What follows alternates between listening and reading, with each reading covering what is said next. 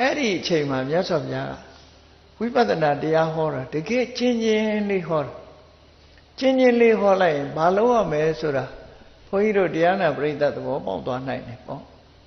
ဝိပဿနာကျင့်စဉ်ကအကျယ်ကြီးဆိုတဲ့အခါတို့ဘယ်လိုကျင့်ရမလဲလို့သဘောပေါက်ချင်မှပေါက်မယ်အကျဉ်းလေးဒီသုဒ္ဓမှာဟောထားတယ်အကျဉ်းဆုံးဝိပဿနာတရားလေးဘယ်လိုဟောတော့ဆိုမြတ်စွာဘုရားသုံးခုနဲ့ယဟန္တာဖြစ်သည့်ထိအောင်ဟောဝိပဿနာကျင့်တာက2မျိုး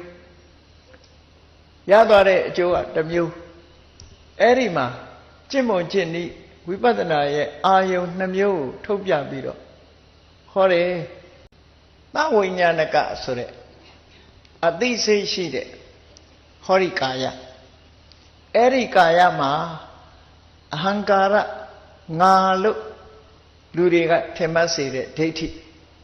မမံကာရငါဟာလို့ထင်မှတ်စေတတ်တဲ့တဏှာကိုယ်ထင်ကြီးတဲ့မာနဆိုတဲ့လူတွေရဲ့စိတ်စဉ်ထဲမှာဆွဲလန်းပြီးဆွဲကပ်ပြီးတော့ပါလာတဲ့မာန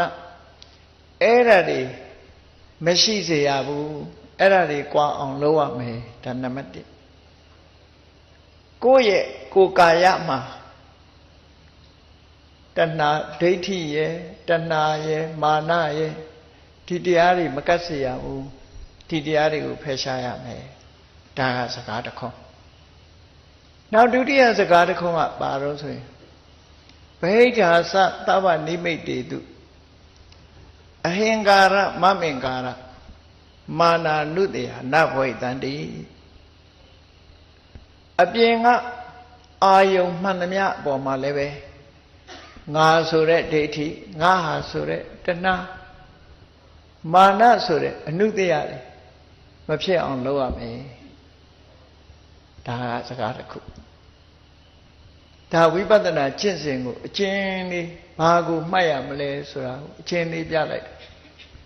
အဲ့လိုအကျဉ်းလေးပြပြီးတဲ့အခါမှာအရတ္တဖို့ဆိုတဲ့အမြင့်ဆုံးအကျိုးရရှိလာပုံကိုပြောတဲ့အခါမှာတမာတိအနေနဲ့လည်းပဲကိလေသာတွေကလုံးဝလွတ်သွားတဲ့စေတောဝိမု ക്തി လို့ခေါ်တဲ့အရတ္တဖို့တမာတိပညာအနေနဲ့လည်းကိလေသာတွေကအာလုံးလွတ်သွားတဲ့ပညာဝိမု ക്തി လို့ဆိုတဲ့နော်စေတောဝိမု ക്തി တမာတိနဲ့ပညာဝိမု ക്തി ဆိုတဲ့ရတ္တဖို့ပညာအဲ့ဓာတွေနဲ့စေတောဝိမု ക്തി နဲ့ပညာဝိမု ക്തി လို့ဆိုခေါ်တဲ့တမာတိစိတ်ဤကိလေသာမှလွတ်မြောက်မှုအတိပညာဤကိလေသာမှလွတ်မြောက်မှုလို့ဆိုတဲ့အရတ္တဖို့ကိုမျက်မှောက်ပြုပြီးတော့နေနိုင်တဲ့အဆင့်ဖြစ်တဲ့အဲ့ဒါလို့နေနိုင်ပြီဆိုလို့ရှိရင်အဲ့ဒါလို့နေလိုက်ပြီဆိုရင်စိတ်ကလည်းကိလေသာတွေကလွတ်သွားတယ်ပညာလည်းကိလေသာတွေကလွတ်သွားပြီဆိုရင်အဟံကာရဆိုတဲ့ဒိဋ္ဌိမမံကာရဆိုတဲ့တဏှာမာနဆိုတဲ့အနုတ္တရတွေဟာ